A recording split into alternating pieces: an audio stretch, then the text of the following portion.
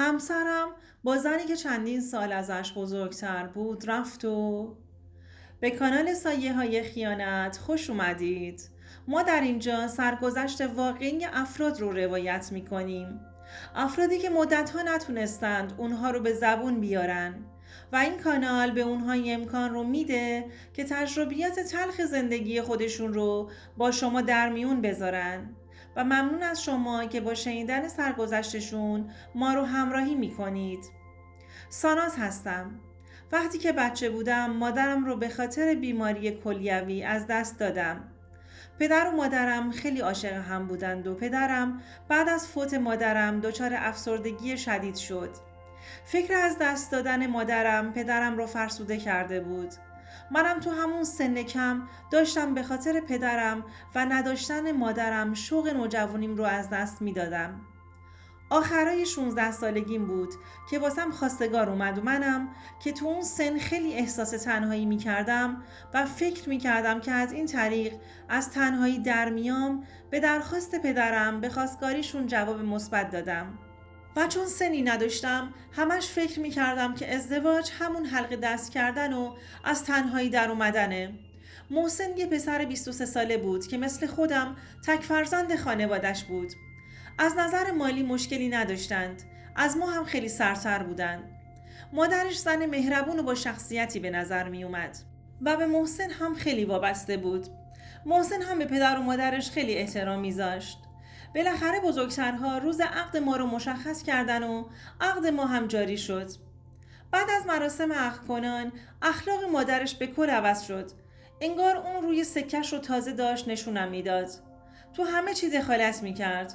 انگار رفتارش طوری بود که میخواست بگه حرف اونه و منم با این طرز برخوردش داشتم اذیت میشدم.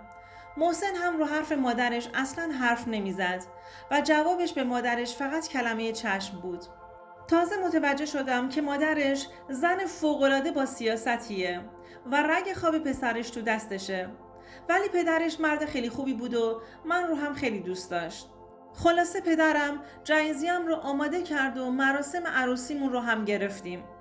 من دختری بودم که بعد از فوت مادرم همه کارهای خونه رو انجام میدادم و وقتی که وارد زندگی خودم شدم زیاد برام سخت نبود. اوایل ازدواجمون خیلی خوب بود، اما وقتی مادر شوهرم دخالت‌های بیجاش رو شروع کرد کم کم روی محسن هم تأثیر گذاشت. از منی که هنوز سنی نداشتم و تجربه بیمادریم هم زیاد بود انتظارات بیجایی داشتند. مادر شوهرم به جای اینکه زیر و بم کار رو بخواد بهم یاد بده همش تو کارهایی که وارد نبودم بهم سرکوفت میزد. خب از کی میخواستم یاد بگیرم؟ هرچی هم بلد بودم خودم یاد گرفته بودم و کسی نبود که ازش الگو برداری کنم.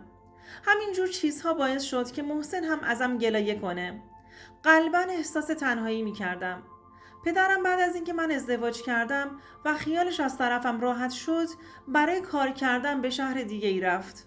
فقط میتونست گاهی اوقات بهم زنگ بزنه و حالمو بپرسه.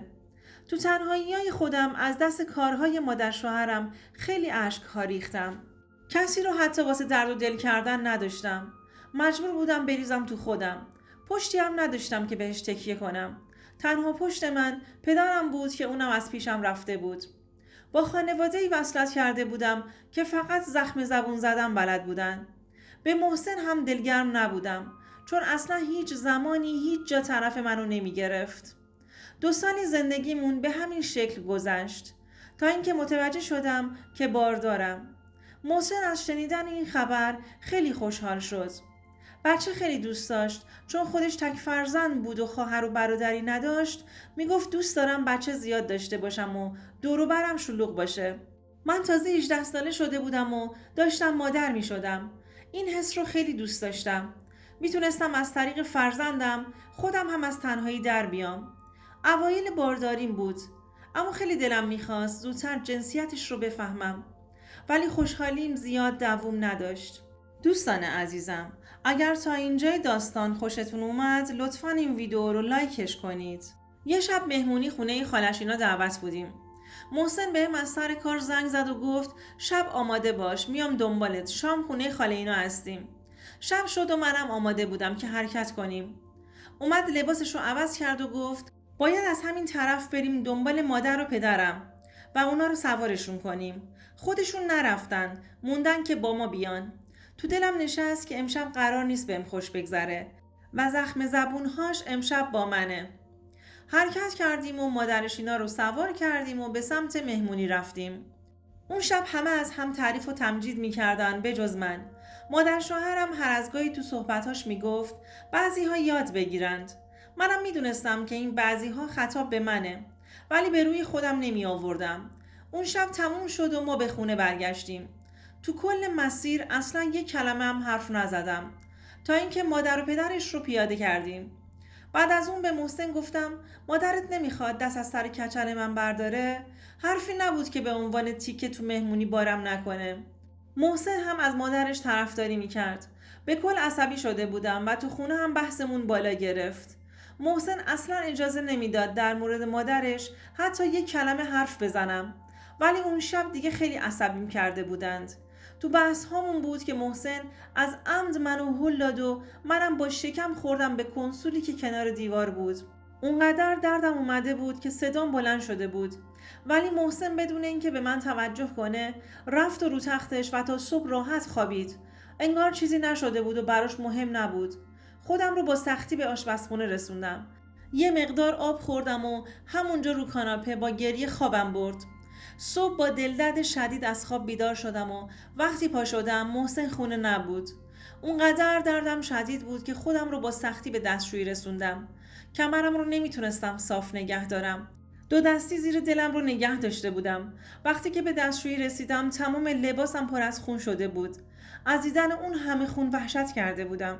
نمیدونستم باید چی کار کنم. تازه فهمیدم که بچم رو از دست داده بودم. فقط زار میزدم و بچم رو میخواستم. کسی نبود که به دادم برسه. خودم رو به گوشی تلفن رسوندم و شماره محسن رو گرفتم و با گریه بهش گفتم آخرش راضی شدی؟ بچمون رو از دست دادیم. تو باعث شدی. اگه هولم نمیدادی اینجوری نمیشد. بعدم گوشی رو قطع کردم و وسط اتاق نشستم و فقط گریه کردم. کاری از دستم بر نمی اومد. همون لحظه برای همیشه از مادر محسن متنفر شدم. من بچه‌ای رو که خیلی دلم میخواست جنسیتش رو بفهمم و واسه اون روز لحظه شماری میکردم حالا از دستش داده بودم، فقط به خاطر مادر محسن. ازش بیزار بودم. اون باعث شده بود بچم رو از دست بدم. وقتی محسن سراسیمه رسید خونه رنگش پریده بود و ترسیده بود. منو سریع رسون بیمارستان. وقتی که پزشک معاینم کرد با صراحت گفت جنین کامل از بین رفته و فعلا نمیتونم تا 2 سال بچه دارشم. روزها گذشت، همچنان اذیت و آزارهای مادرش ادامه داشت. انگار نه انگار خودش باعث مرگ بچه من شده بود. منم که چون راهی واسه فرار نداشتم مجبور بودم که حرفاش رو بشنوم و طاقت بیارم. دقیقاً بعد از همون 2 سال دوباره باردار شدم. مشکلات جدی من از همون موقع تازه شروع شد. پزشک معالجم به خاطر بارداری سختی که داشتم هر گونه ارتباط رو از طرف من قطع کرده بود. به خاطر همین قضیه محسن هر روز ازم دورتر می شد. در صورتی که باید بیشتر از هر زمان دیگه‌ای کنارم می بود. اما متاسفانه اصلا براش مهم نبود. یه روز که از سر کار برگشته بود دیدم مدام به گوشیش پیام میاد. خودش رفته بود دوش بگیره. کنجکاو شدم که کی پشت هم پیام میفرسته. دیدم از طرف یه خانومی هستش که خیلی هم عاشقانه مینوشت. چشام سیاه شده بود. وقتی از همون اومد بیرون و گوشی رو دستم دید، قبل از اینکه دهنش رو بخواد باز کنه، پیام ها رو بهش نشون دادم. کلی قسم و آیه که اشتباه شده و من برات توضیح میدم و از این حرفا. بازم چون پناهی جز خودش نداشتم کوتاه اومدم و دوباره به زندگیم ادامه دادم. دوستان عزیزم، آیا به نظر شما محسن داشت به ساناز خیانت میکرد؟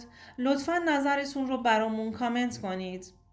ماه‌ها به سرعت میگذشت تا اینکه زمان زایمان من هم رسیده بود. زایمان خیلی سختی رو داشتم. دلم به شدت برای مادر خودم تنگ شده بود و جای خالیش رو احساس میکردم. بعد از به دنیا اومدن دخترم سحر یه روز منو تو بیمارستان نگه داشتن و بعدش هم مرخص کردن. مادرش مرتب برای دیدن سحر می اومد خونمون و مدام نیش و کنایه میزد، طوری که افسردگی بعد از زایمان داشت بهم دست میداد. عوض این که به جای مادر نداشتم برام تو اون موقعیت مادری کنه، کارش اذیت و آزار من بود. چند ماهی گذشت. یه روز دوباره محسن گوشیش رو تو خونه جا گذاشت. خیلی کنجکاو شدم و گوشی رو برداشتم. این سری روی گوشیش رمز گذاشته بود. تاریخ تولد خودش رو گذاشته بود. تا رمز رو زدم گوشی قفلش باز شد. سریع رفتم سراغ پیام ها. دوباره یه شماره جدید و پیام های مشابهی که اون روز دیده بودم. عصبانیتم به اوج رسیده بود. دیگه از حد خودش گذشته بود. تا رسید خونه با داد و فریاد ازش بابت پیام ها توضیح خواستم. اما جوابی نداشت که بهم بده. از این سکوتش بیشتر عصبانی شدم. اونقدر باهاش بد برخورد کردم که مجبور شد از خونه بزنه بیرون. من اون شماره رو از تو گوشیش قبل از اینکه بهش نشون بدم برداشته بودم. تا پاشو گذاشت بیرون شماره رو گرفتم. قلبم تون تون میزد. خدا میکردم که همه اینا یه کابوس باشه. گوشی رو جواب داد. تا گفت بله، بهش گفتم من زن محسن هستم. صدای پوزخندش رو کاملا میشنیدم. گفتم واقعا چی از زندگی ما میخوای؟ چرا دست از سرمون بر نمیداری؟ مگه نمیدونی که متأهل و بچه داره؟ از زندگیمون برو بیرون و راحتمون بذار. یهو جواب داد تو برام اصلا مهم نیستی. فقط محسن برام مهمه که اونم کنار من خوشبخته. تازه سیغش هم شدم و کنار هم خیلی خوشحالیم. تو اگه میخوای بمون، اگرم نمیخوای میتونی بری، ولی نمیتونی ما رو از هم جدا کنی و گوشیش رو قطع کرد. من که کلمه صیغه رو شنیده بودم حق گریه می کردم. کاری جز این از دستم بر نمی اومد. هنوز چند لحظه نشده بود که محسن در رو باز کرد و وارد شد. اونقدر عصبانی بود که دستش رو روم بلند کرد. بهش گفتم چیه؟ پرت کرده؟ فرستادت سمتم و تو هم به خاطر اون زن خودتو، مادر دخترتو داری میزنی؟ منو کنار زد و رفت تو اتاقش. شروع کرد به جمع کردن وسایلاش. تا دیدم داره وسایلاشو جمع میکنه التماسش کردم که این کارو با من و دخترم نکنه. گفتم تو منو این بچه بیگناه رو ول میکنی و میخوای کجا بری؟ جواب داد واقعا ازت خسته شدم. چرا نمیفهمی؟ دیگه دوستت ندارم و برام مهم نیستی. انگار رو سرم آب جوش ریخته بودند. انگار که جادو شده بود. دیگه اصلا منو نمیدید. هر چقدر گفتم بمون و نرو گوشش بدهکار نبود و گفت من اشتباه کردم که زود ازدواج کردم و زود بچه دار شدم. من تازه باید جوونی میکردم. ولی دیگه نمیخوام. دلم میخواد اونطوری که دوست دارم زندگی کنم. و اینو گفت و در و پشت سر خودش بست و رفت. با صحبتهای اون زنه پشت گوشی فهمیدم که زنی هستش که کاملا محسن رو تو مشتش داره و کاری ازم دیگه بر نمیاد. ولی بازم جایی رو نداشتم که قهر کنم و برم. باید به خاطر دخترم میسوختم و میساختم. بعدها شنیدم که زنه یه 12 سالی هستش که ازش بزرگتره و یه دختر بچه 8 ساله هم داره. محسن دختر خودشو گذاشته بود و داشت برای دختر یکی دیگه پدری میکرد. واقعا جای تأسف داشت. سحر رو بغل گرفتم و رفتم خونه پدرش. تا پدرش در رو باز کرد و منو دید بهش گفتم محسن لباسهاش رو جمع کرد و از خونه رفت کنار یه زن دیگه. پدرش که از شنیدن این حرف ناراحت شده بود به هم گفت خودم حسابش رو میرسم تو نگران نباش. اما مادرش تا منو تو اون حالت دید گفت ببین خودت چی کار کردی که بچه‌مو فراری دادی. اگر زن زندگی می بودی شوهرت رو سفت میچسبیدی که از دستش ندی. بچم حتما تو زندگیش کمبود داشته که رفته سمت یه زن دیگه. وگرنه چه دلیلی میتونست داشته باشه؟ از ماست که بر ماست. وقتی دیدم مادرش اینجوری میگه فهمیدم اینا کاری برای من انجام نمیدن. دوباره دخترم رو بغل گرفتم و برگشتم خونه خودم. ساعتها گریه کردم تا به این نتیجه رسیدم که پدرم زنگ بزنم و خبر بدم. شماره پدرم رو گرفتم. تا گوشی رو برداشت با گریه ماجرا رو براش تعریف کردم.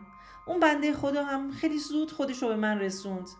از اول همه چی رو براش تعریف کردم. پدرم با شنیدن این حرفها خیلی عصبی شد و به خانواده محسن زنگ زد. کلی باهاشون جر و بحث کرد. ولی هر چقدر شماره محسن رو میگرفت اون جواب نمیداد. پدرم وقتی فهمید که محسن برای زن خونه مجزا گرفته و کلی وسایل خونه خریده متوجه شد که محسن برگشتنی نیست. ازم خواست که جدا بشم. منم چون دیگه از اون وضعیت با یه بچه کوچیک خسته شده بودم قبول کردم. اما این وسط فقط پدر محسن راضی نبود و مدام میگفت دخترم بمون و بچه‌تو بزرگ کن. خودم هواتو دارم. خلاصه سرش به سنگ میخوره و برمیگرده. اما من تصمیمم رو گرفته بودم و بالاخره جدا شدیم. اونا دخترم رو ازم گرفتن. با این کارشون ظلم بزرگی در حقم کرده بودن. من که تنها بودم، تنها ترم کردند. دادگاه به خاطر اینکه شرایط نگهداری بچم رو نداشتم و وضعیت مالیم خوب نبود، حضانت رو به خانواده پدری داده بود. محسن در هفته یک بار دخترم رو می آورد که ببینم. همون یک بار فقط زندگی داشتم در کنار دخترم. کل هفته رو افسرده بودم. انگار یه تیکه از وجودم رو ازم گرفته بودند. روزها رو به سختی سپری می کردم. پدرم یه خونه گرفته بود و جهازم رو آورده بودم و با هم زندگی می کردیم. کارم شده بود گریه و زاری به خاطر جدایی از دخترم.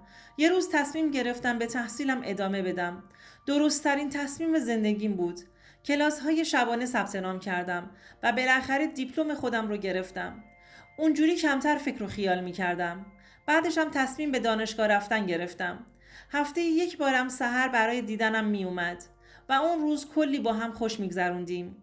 بعد از اتمام دوره دانشگاه توی شرکت خصوصی مشغول به کار شدم. بعد از مصاحبه و چند روز آزمایشی منو استخدام کردن. زندگیم رو روال افتاده بود که پدرم رو بر اثر تصادف از دست دادم. دوباره تنها و بیکس شده بودم. دوباره روزای سخت و افسردگی به سراغم اومده بودند. با اینکه همکارای شرکت منو تنها نذاشته بودند، بازم بزرگترین ستون زندگیم رو از دست داده بودم و پشتم خالی شده بود. چند ماهی گذشت که متوجه شدم یکی از همکارام یواشکی بهم توجه میکنه. اول به روی خودم نیاوردم، اما یه روز که از محل کارم تعطیل شده بودم، با ماشینش برام بوق زد و صدام زد و ازم خواست که سوار ماشین بشم تا منو برسونه. منم که خیلی اون روز از کار زیاد خسته بودم، قبول کردم و سوار شدم. تو کل مسیر خونه سکوت کرده بودم که خودش سکوت رو شکست و از خودش گفت و اینکه از زمان ورود من به شرکت دلش پیش من گیر کرده بود. خودش همسرش رو از دست داده بود و تنها بود. ازم خواست که یه مدت با هم دوست باشیم تا اگر قسمت شد ازدواج کنیم. از پیشنهادش به اون سرعت تعجب کرده بودم. البته برای من به اون سرعت بود، ولی برای اون ماه‌ها طول کشیده بود. خلاصه قبول کردم که یه مدت با هم دوست باشیم. رضا مردی بود با اینکه میدونست من تنها هستم، هیچ وقت پیشنهاد غیر منطقی بهم نداده بود و در کمال چارچوب احترام با هم صحبت میکرد. کم کم بهش اعتماد کردم و بهش وابسته شدم. رضا از تمام خودش برام میذاشت که خنده رو لبام بیاد و اصلا هم نمیخواست بقیه همکارا از دوستیمون متوجه بشن تا فکرای ناجوری به ذهنشون نرسه. به خاطر موقعیت خودم این حرفا رو میزد. رضا مثل یه مادر برام دلسوز و مثل یه پدر پشتم بود. در کنارش احساس امنیت کامل میکردم. ما در کنار هم خیلی خوشحال و راضی بودیم. تمام خلاهای من رو برام پر کرده بود. از من افسرده یه آدم شاد و سرزنده ساخته بود. در کنارش بهترین ها رو تجربه می کردم. به این نتیجه رسیدم که خدا منو از یاد نبرده بود. با هم عهد کردیم و زندگیمون رو با عشق شروع کردیم. رضا برعکس محسن خیلی چشم و دل پاک بود.